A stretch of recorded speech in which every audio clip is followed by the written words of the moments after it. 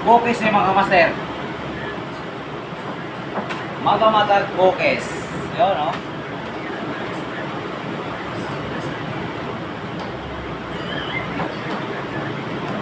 Diba?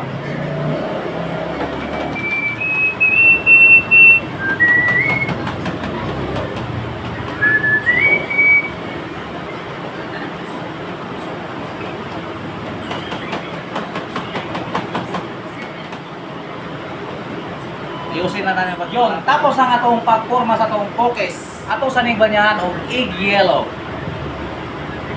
Yun, no? Sama ani. Pagbanya og egg yellow, ato na ning salamits ko. Nandito naman kamasyan ang atong finished product. Yun. Ang atong cookies. Ang sarap. Itong atong cake.